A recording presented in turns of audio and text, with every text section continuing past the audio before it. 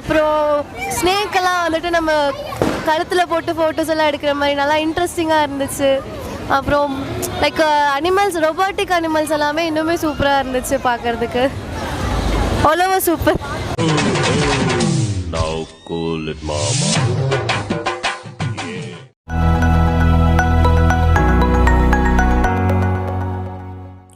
ஊர்ப்புற நூலகங்களை தரம் உயர்த்திட வலியுறுத்தியும் காலமுறை ஊதியம் தர வலியுறுத்தியும் ஊர்ப்புற நூலகர்கள் கவன ஈர்ப்பு உண்ணாவிரத போராட்டத்தில் ஈடுபட்டுள்ளனர்.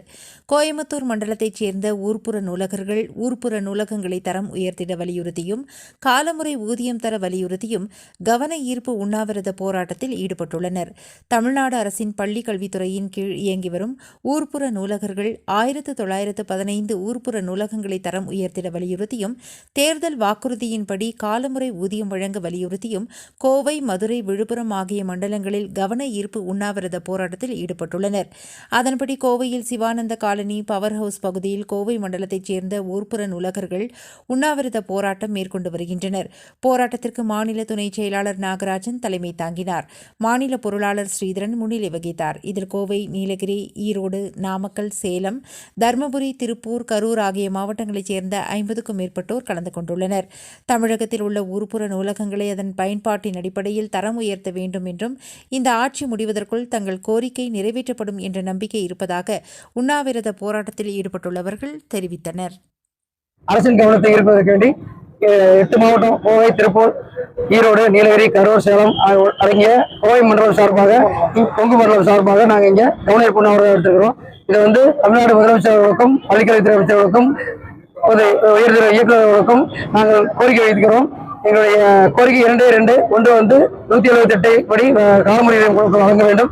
மற்றொன்று 1925 நூலகங்களில் ஊர்ப்புற நூலகங்களில் தகுதி உள்ள நூலகங்களை தரம் உயர்த்துமாறு வேண்டி கேட்டுக்கொள்கிறோம். பொதுத்துறையில் சுமார் 1600 ஊர்ப்புற நூலகங்கள் 13 ஆண்டுகளாக காலமுறை ஊதியம் பதவி கிடைக்காமல் மிகவும் குறைந்த ஊதியத்தில் பணியாற்றி வருகிறோம்.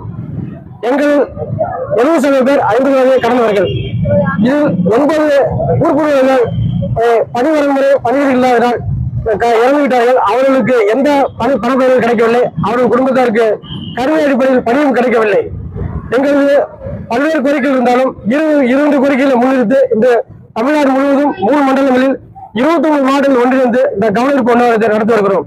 எங்களுக்கு கோரிக்கை என்னவென்றால் 1915 ஊர்ப்புற நூலகங்களை கிளை நூலகங்களை தர வேண்டியும், தேர்தல் கால வாக்குறுதி வரிசை 178 நிறைவேற்றி காலமுறை வாங்க வேண்டும் என்ற கோரிக்கை நிறைவேற்ற வேண்டியும் இந்த கவன ஈர்ப்பு உண்ணாவிரதம் நடைபெற்று வருகிறது.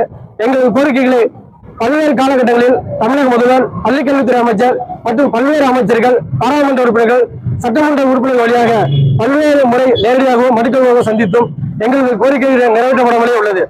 நூல்கள் மீதும் நூலகங்கள் மீதும் வாசிப்பு மீதும் மிகுந்த அக்கறை கொண்டுள்ள நமது அரசு எங்களது ஊர்ப்புற நூலகங்களின் கோரிக்கைகளை பரிசீலித்து விரைவாக நிறைவேற்ற வேண்டுமாறு 1006 ஊர்ப்புற நூலக குழுவின் சார்பாக மன்றாடி கேட்டுக்கொள்கிறோம்.